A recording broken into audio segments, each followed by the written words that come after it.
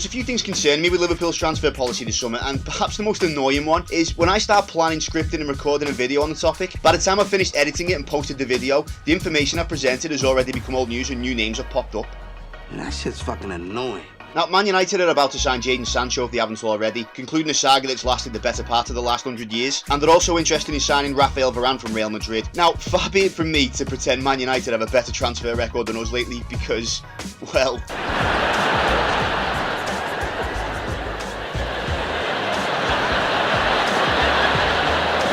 I mean, they spent almost as much on Paul Pogba as we spent on our front three. We bought Andy Robertson for 8 mil, whereas they spent 30 mil on that fat bastard Luke Shaw. And they spent more on Fred than we did on Fabinho. I mean, if it weren't for their youth academy, they'd be competing with Arsenal for having the best memes to come out of the Super League saga. So, I'm not complaining overall at Liverpool's transfer policy in total. As long as we have Jurgen Klopp and Michael Edwards running the show, they'll need the second coming of Fergie and David Gill to build a squad as good as ours. But that doesn't mean they won't learn from their mistakes, occasionally make the right choice and gradually get better. Same goes with the other Premier League clubs who obviously have done better than Man United have. But this is a window that has seen Man United plant their flag on the commitment of signing 2 long-term targets, one of which is one of the best young talents in world football, and the other is a top-class defender. I know they've had other top-class players since it's not worked out, but I highly doubt Varane will be a flop at Man United. They've been linked with these players for some time now, and the general impression coming out of that club now seems to be along the lines of, right, enough's enough, we're doing what we need to do to get these 2 lads. Man City also don't seem to be seriously linked with anybody other than Harry Kane and Jack Grealish, with the infamous wanker agent Fabrizio Romano quoted as saying, I think Man City will do something big. And something tells me the press might have an inkling who Chelsea might be after. I mean, take a look.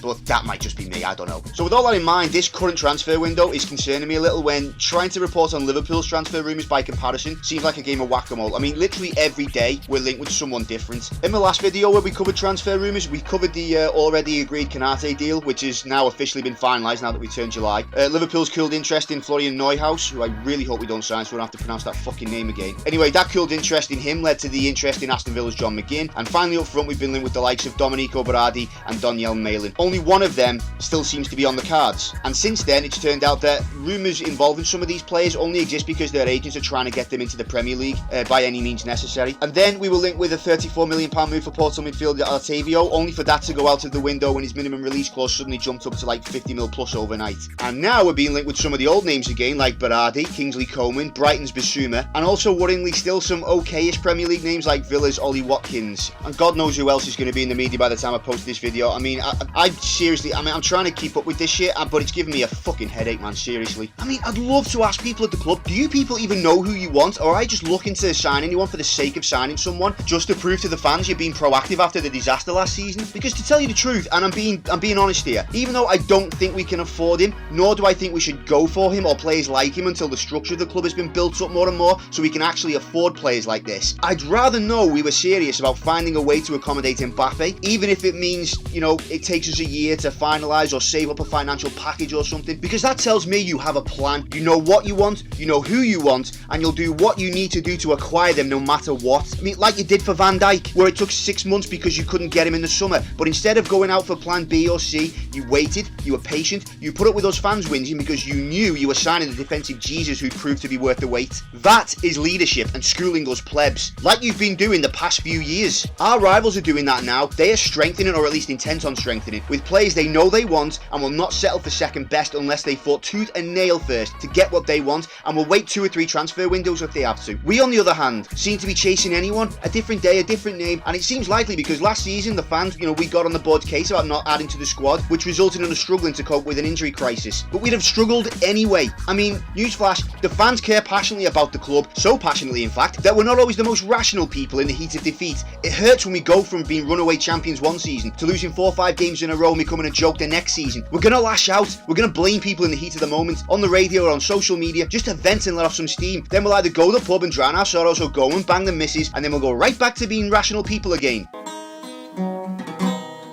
These fucking bastards are just not fucking letting me down tonight! Well, sort of. You people, on the other hand, work full-time at the club, and your job is not to cave into public pressure, but to strategise a coherent plan to improve Liverpool Football Club. Don't flail around and waste the club's money on any Tom, Dick and Harry just to appease the fans and look like you're being proactive after a bad season. Do what you've been doing over the last few years. Do your homework carefully, narrow down your options, and commit to the best options available. Now, I want to finish by saying I'm probably yelling more at the journalists here than actual club officials about club dealings. There might well be a good plan in place, but as the saying goes, there's no smoke without fire. Some of these journalists, particularly at the Liverpool Echo, are very well connected with Liverpool Football Club. It's been no secret that United have been chasing Jadon Sancho because he's been linked with United in almost every news outlet for 2 years now. City and Chelsea are starting to attract similar interest in the media over Harry Kane and Erling Haaland respectively. Liverpool, however, unless they're keeping it very, very close to the chest, don't seem to have a nailed-on target that they genuinely want. It seems like we're taking the Rafa Benitez approach again, where, you know, we're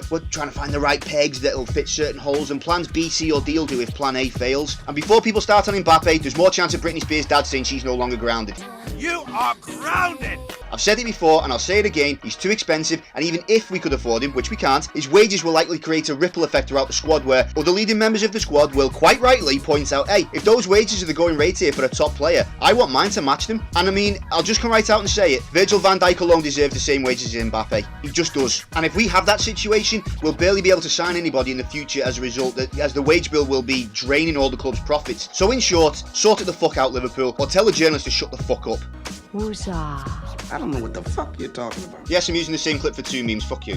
I'm joking. Anyway, that's my video for today. If you like the content, don't forget to like and subscribe. I'm a new channel at this point, so any and all interactions is very much appreciated, and to those that already have, thanks very much, Lee. You're a bunch of diamonds. I'll do my best to keep you up to speed with all things Liverpool, but for now, cheers lads and lasses, ta-ra.